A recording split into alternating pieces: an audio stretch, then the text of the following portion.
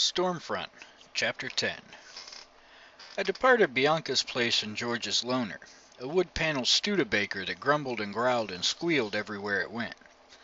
I stopped at a payphone a short distance from the house and called Linda Randall's number.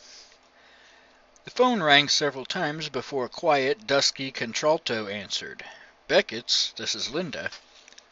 "Linda Randall?" I asked. She answered. She had a furry, velvety voice, something tactile. "Who's this?" "My name is Harry Dresden. I was wondering if I could talk to you." "Harry who?" she asked. "Dresden. I'm a private investigator." She laughed, the sound rich enough to roll around naked in.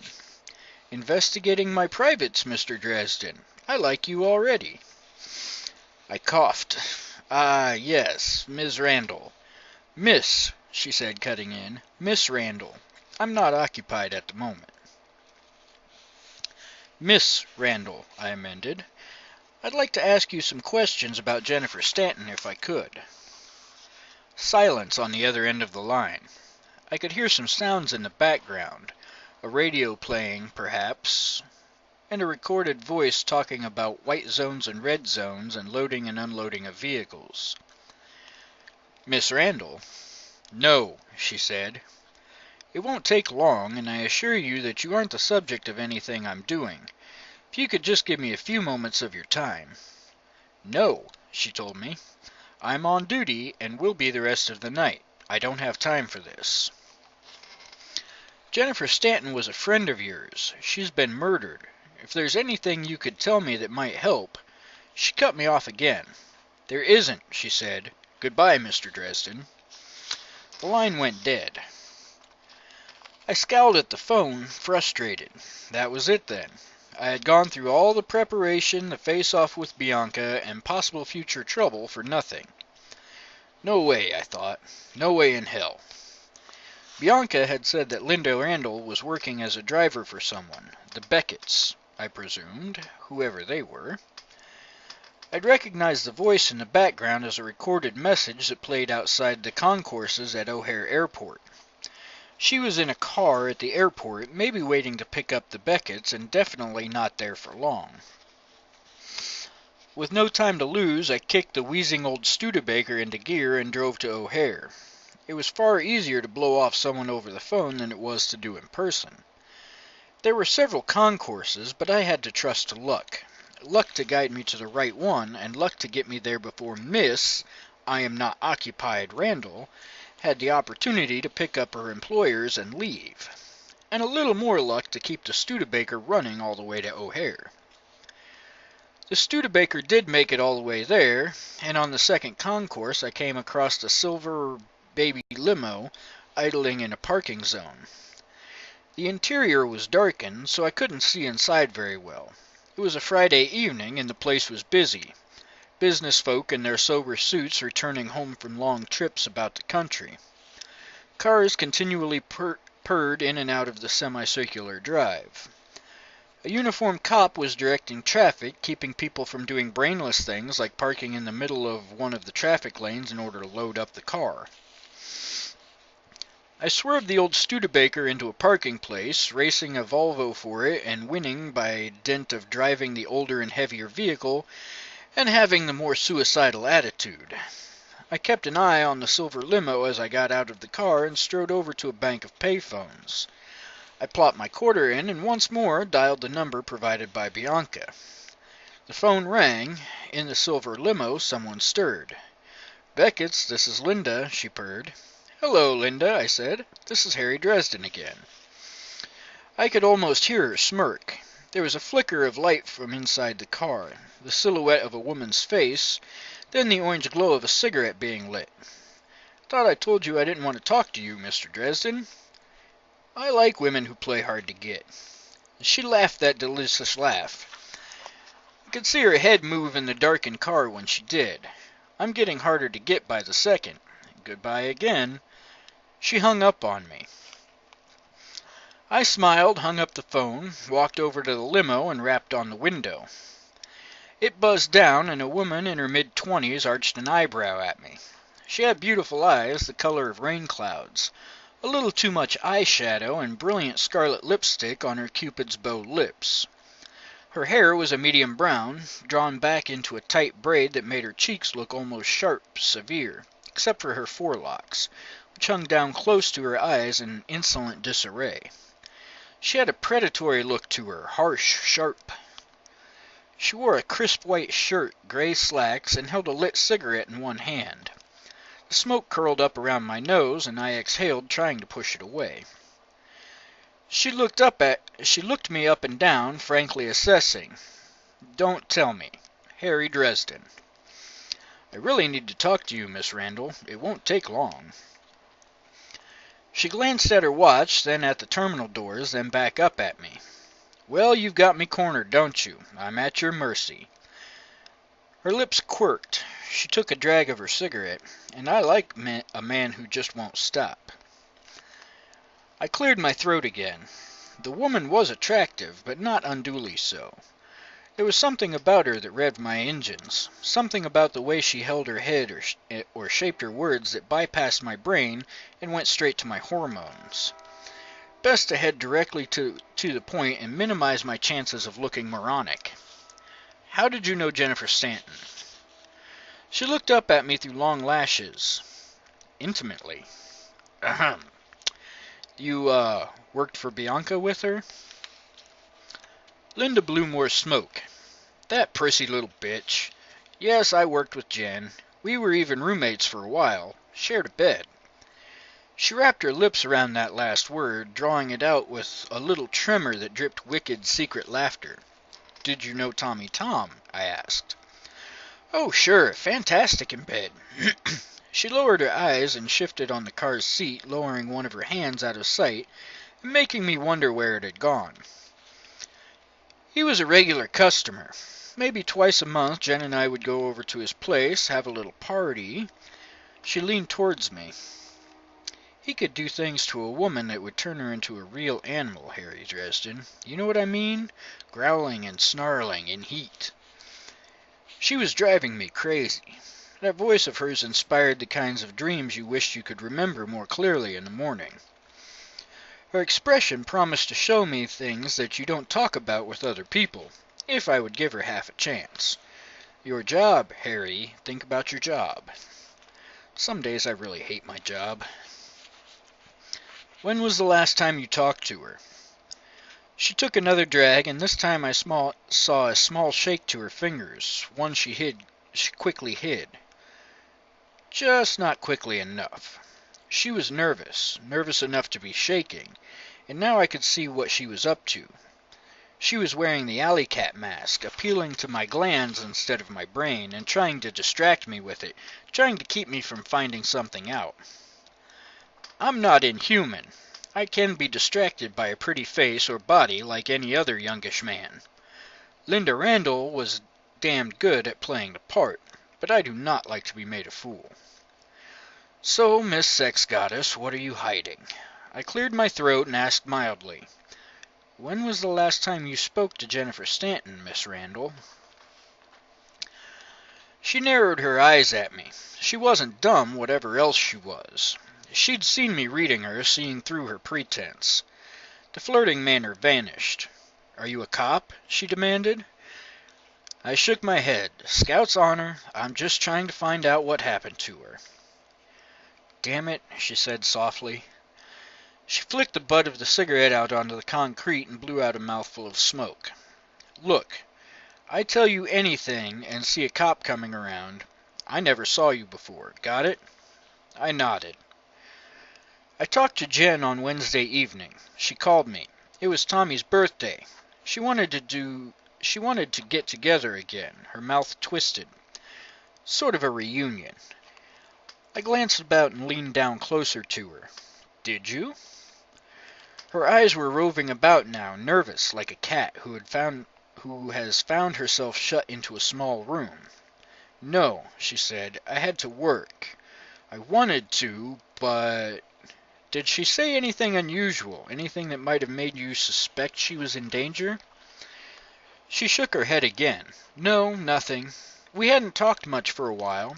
I didn't see her as much after I split from the Velvet Room." I frowned at her.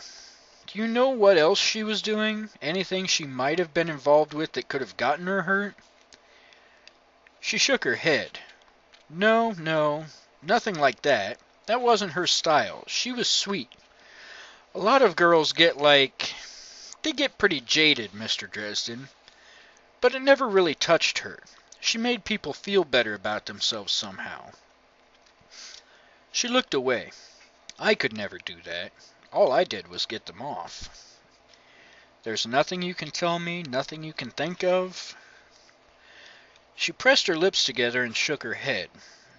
She shook her head, and she lied to me as she did it. I was just sure of it. She was closing in, tightening up, and if there was nothing to tell me, she wouldn't be trying to hide it. She must know something, unless she was just shutting down because I'd stomped all over her feelings as I had Bianca's. Either way, she wasn't telling me anything else. I tightened my fist, frustrated. If Linda Randall had no information for me, I was at a dead end, and I'd romped all over another woman's feelings, 2 in one night. You're on a roll, Dresden, even if one of them had been something not human. Why, I asked her, the words slipping out before I thought about them. Why the slut act? She looked up at me again and smirked. I saw the subtle shifting in her, magnifying that sort of animal appeal she had once more, as she had been doing when I first approached her, but it didn't hide the self-loathing in her eyes.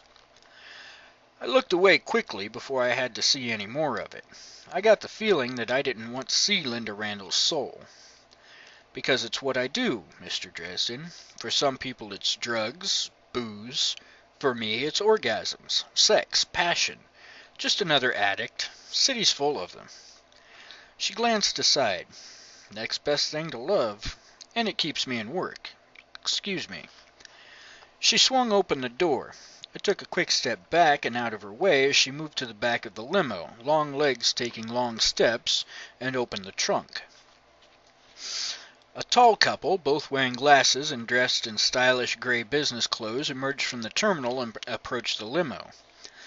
They had the look of lifestyle professionals, the kind that have a career and no kids, with enough money and time to spend on making themselves look good. A Nordic track couple. He was carrying an overnight bag over his shoulder and a small suitcase in one hand, while she bore only a briefcase. They wore no jewelry, not even watches or wedding rings. Odd. The man slung the luggage items into the limo's trunk and looked from Linda to me. Linda avoided his eyes. He tried to speak quietly enough to not be heard, but I have good ears. "Who's this?" he asked. His voice had a strained note to it. "Just a friend, Mr. Beckett, a guy I used to see," she answered him. More lies. More interesting.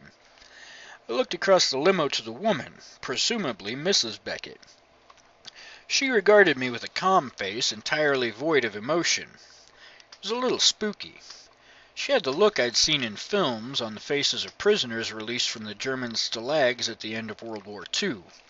Empty, numb, dead, and just didn't know it yet. Linda opened the back door and let Mr. and Mrs. Beckett into the car. Mrs. Beckett briefly put a hand on Linda's waist in passing, a gesture that was too intimate and possessive for the hired help. I saw Linda shiver, then close the door. She walked back around the car to me. "Get out of here," she said quietly. "I don't want to get in any trouble with my boss." I reached for her hand, grabbed it, and held it between both of mine, as an old lover might, I supposed. My business card was pressed between our palms. My card. If you think of anything else, give me a call, okay? She turned away from me without answering, but the card vanished into a pocket before she got back into the limo. Mrs. Beckett's dead eyes watched me through the side window as the limo went by me. It was my turn to shiver. Like I said, spooky. I went on into the airport. The monitors displaying flight times flickered to fuzz as I walked by. I went to one of the cafes inside, sat down, and ordered myself a cup of coffee. I had to pay for it with change. Most of my money had gone into paying off last month's rent and into the love potion I'd let Bob talk me into making. Money. I needed to get to work on Monica Sell's case, finding her husband. I didn't want to get out of hot water with the White Council only to lose my office and apartment because I couldn't pay the bills.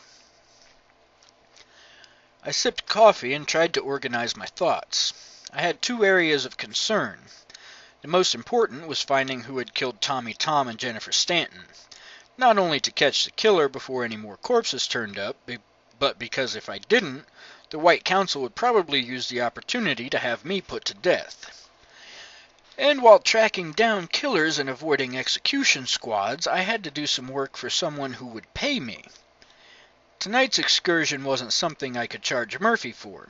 She'd have my ass in a sling if she knew I was running around asking questions, poking my nose where it shouldn't be.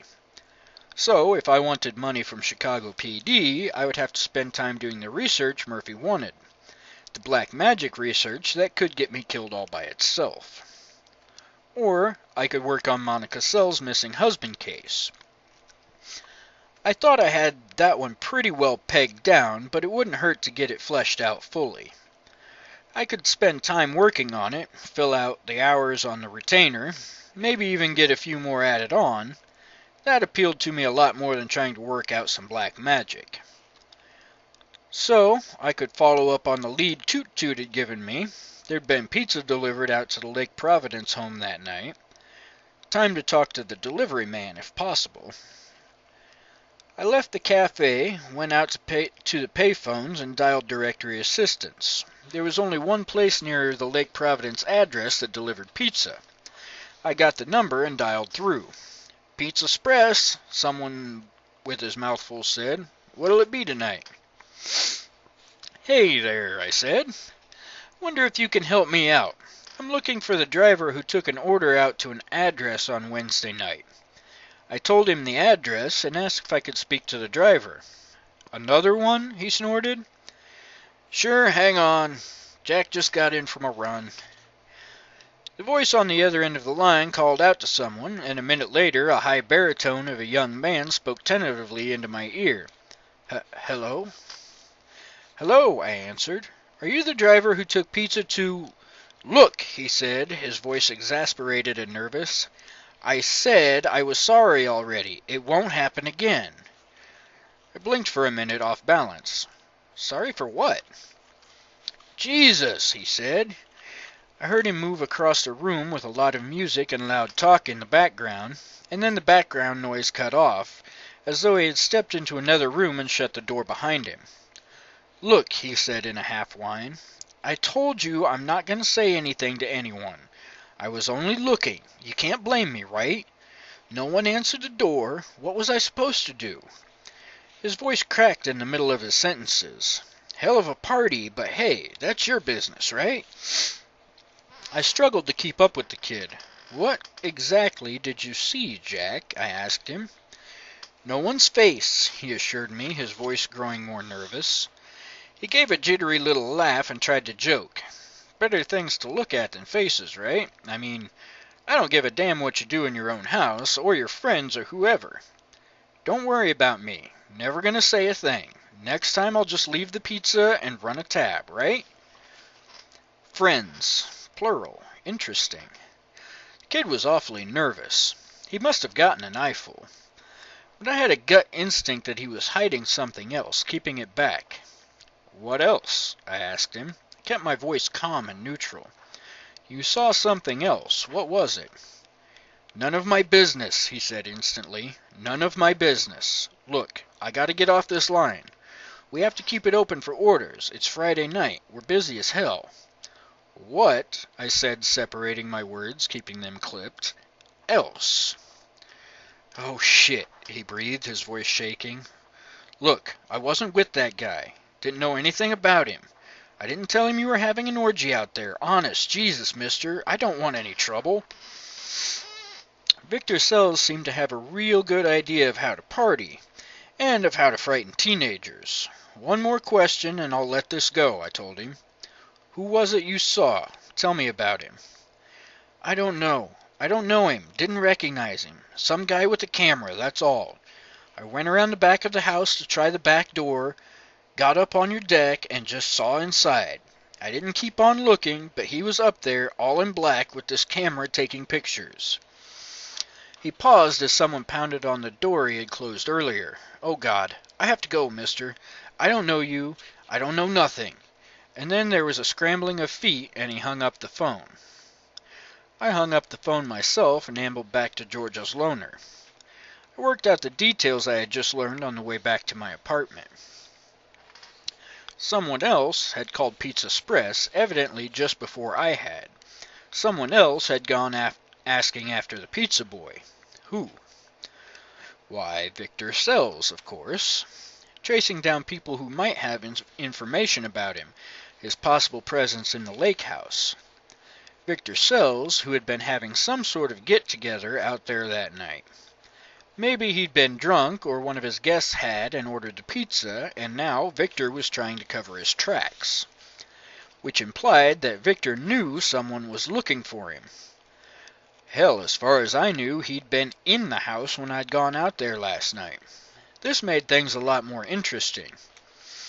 A missing man who doesn't want to be found could get dangerous if someone came snooping after him. And a photographer?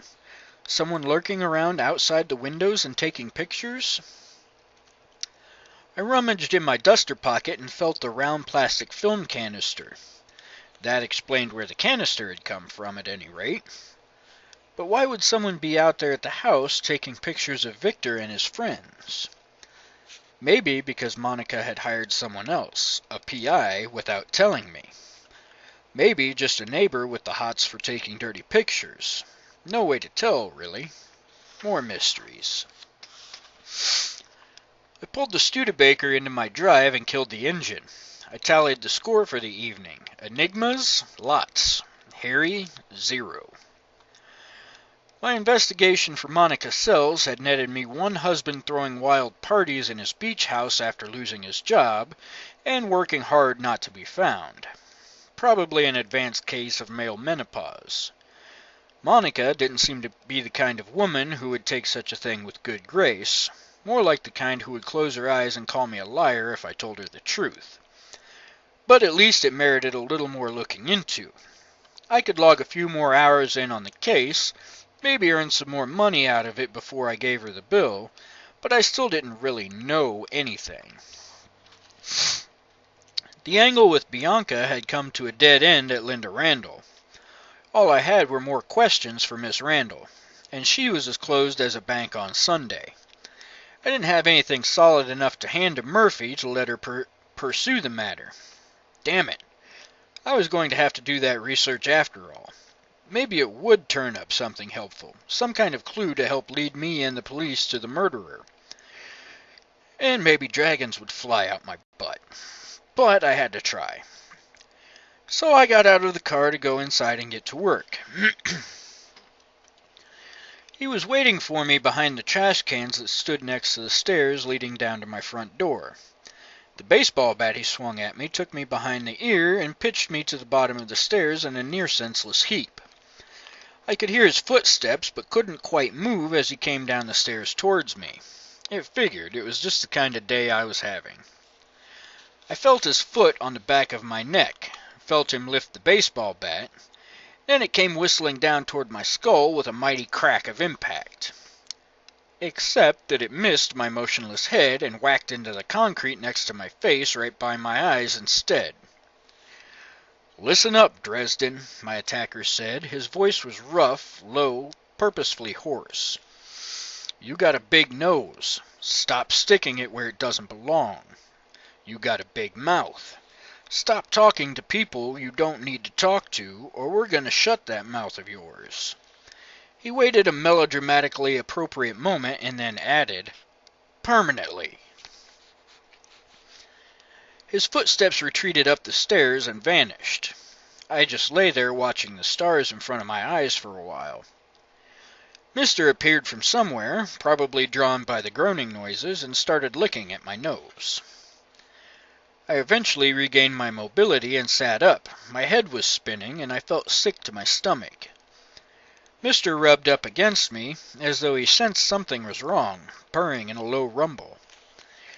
I managed to stand up long enough to unlock my apartment door, let Mr. and myself in, and lock it behind me.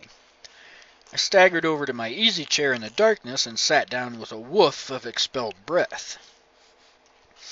I sat motionless until the spinning slowed down enough to allow me to open my eyes again, and until the pounding of my head calmed down. Pounding head. Someone could have been pounding on my head with a baseball bat just then, pounding my head into a new and interesting shapes that were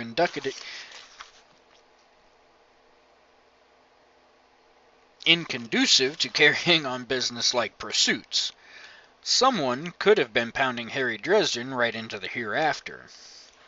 I cut off that line of thought. You are not some poor rabbit, Dresden, I reminded myself sternly. You are a wizard of the old school, a spell slinger of the highest caliber. You're not going to roll over for some schmuck with a baseball bat because he tells you to. Galvanized by the sound of my own voice, or maybe only by the somewhat unsettling realization that I had begun talking to myself, I stood up and built up the fire in the fireplace, then walked unsteadily back and forth in front of it, trying to think, to work out the details. Had this evening's visits triggered the warning? Who had reason to threaten me? What were they trying to keep me from finding? And most importantly, what was I going to do about it? Someone had seen me talking to Linda Randall, maybe. Or more likely, someone had seen me showing up at Bianca's place asking questions. The Blue Beetle may not be glitzy, but it's sort of difficult to mistake for anyone else's car. Who would have reason to have me watched? Why hadn't Gentleman Johnny Marcone followed me so that he could have a word with me? So he could ask me to keep out of this business with Tommy Tom's murder? Yes, he had. Maybe this had been another reminder from the mob boss. It had that kind of mafioso feel to it. I staggered to my kitchenette and fixed myself a tisane tea for the headache, then added in some aspirin. Herbal remedies are all well and good, but I don't like to take chances. Working on that same principle, I got my Smith & Wesson 38 Chef's Special out of its drawer, took the cloth covering off of it, and made sure it was loaded. Then I stuck the revolver in my jacket pocket. Wizardry aside, it's tough to beat a gun for discouraging men with baseball bats. And I sure as hell wasn't going to roll over for the tiger-souled Johnny Marcone. Let him push me around. Let him know that it was all right to walk all over me whenever he felt like it. No way in hell or on earth either. My head was throbbing and my hands were shaking, but I went down to the ladder to my workroom and started figuring out how to rip someone's heart out of his chest from 50 miles away. Who says I never do anything fun on a Friday night? End of Chapter 10.